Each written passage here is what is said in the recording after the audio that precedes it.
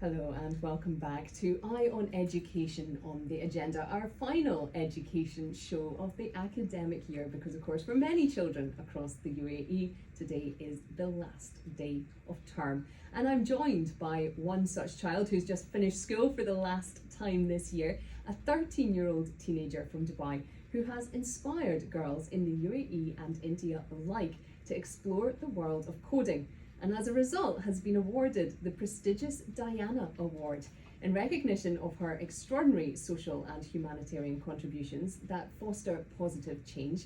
Kyra Anand has been bestowed with the award in memory of Princess Diana, which celebrates young individuals who go above and beyond in their efforts to create positive change in their communities. Kyra started the initiative Girls Do Code when she was just 10 years old, starting to teach girls in her community and then at an NGO in India. So Kyra, welcome to the studio. It's so lovely to have you in, and I know you've just come straight from school. Tell me, are you feeling a bit happy today that it's the last day of term? Yes, extremely happy. Can't wait to spend my summer holiday. And congratulations on the award. It's a hugely prestigious international prize. Tell me, how did you feel when you found out that you had won? So, the organization that I've been working with, Harmony House, they nominated me for this award, and I had no idea. So, in May, we found out that I was nominated and that I'd won. So, it was a surprise, but a very nice surprise. So, yeah, and I'm so honored that I've received this award, and I'm sure it will motivate me to do even more. So, tell me a bit about Girls Do Code and what you've been doing over there. Okay, so when I was 10 years old, I had an incredible interest in technology. I used to watch Apple events, I used to see reviews of different products, and my dad always said that if I ever wanted to create products like this, I would need to know coding. So I was intrigued, and soon my school, during online learning, they introduced us to Scratch programming, and they taught us the basics. So I was interested. We made these really cool projects, and I thought, why not expand my knowledge? And I taught myself through YouTube and Udemy, and then soon I moved on to Python as well. And later we were moving to secondary school, and we were told that we would need laptops. And I clearly remember searching for different types of laptops, and I loved MacBooks, and I really wanted one. And I remember telling my friends that we were discussing how we were so excited about secondary school, and I remember bringing on the topic of laptops and different types of laptops and the features, and they weren't really interested. They didn't actually care for the technology side of things. And I noticed this in not only my friends, but a lot of the girls in my grade and my school. So I thought, why not share this passion that I have to more girls, and not only in the UAE, but then after teaching in my community for I think over like a few months, my mom just showed me there was an organization in India called Harmony House, which provides education for underprivileged children, and I thought, why not teach there, because they didn't have a computer program. So now I teach over there. I teach 2 kids a week, and I've dedicated my Fridays towards that for the last 3 years.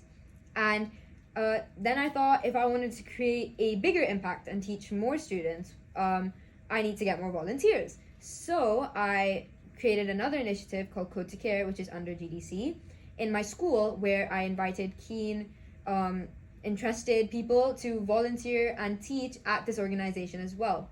So now we have 3 volunteers, including me, teaching on Fridays online to Harmony House students. And instead of teaching 2 kids a week, we now teach 6 kids a week. So wow. Yeah. That's incredible. And of course, you said to me that part of the reason that you wanted to target girls specifically is because, as you said, your friends didn't seem to have that same interest in technology. Why do you think it is that it's more traditionally associated with boys? And how quickly do you think we're going to see that change? I think girls are taught from a young age that they have to not be bold.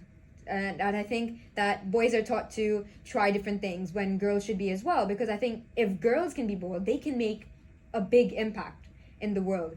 And that's why I think that if we take small steps, we can still make a difference. And when our world is going to a more technologically advanced world, we need more women in the STEM field, and yeah, so I'm starting small, but hopefully it'll become bigger. It's amazing. And you're in high school now. Tell me a bit about what you're going to be planning to study going forward, because do you see potentially a future in this for you? Yes, I definitely want to study computer science at college. I'm keen on that currently. And what would you like to do with it eventually? With Girls Who Code, I want to, I vision it as a platform for girls across the world and not only in the UAE, but starting in the UAE, I would want to get more schools involved. So I would provide different volunteers at different schools, a curriculum and a toolkit for them to teach during their lunch breaks and other girls in that school, like I do in my school. So that's one plan. But other than that, I want to expand the Code to Care initiative for more students across Dubai and reach out to more NGOs so that we have more students to teach. And yeah, so overall, I just want to expand the impact of Girls Do Code. But these are my current plans. I definitely want to do more. Kyra, you're an absolute inspiration. Kyra Anand there, the 13-year-old recipient of this year's prestigious Diana Award.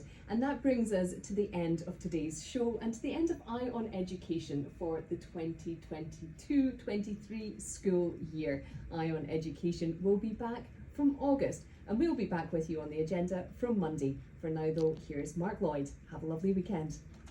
This is Eye on Education.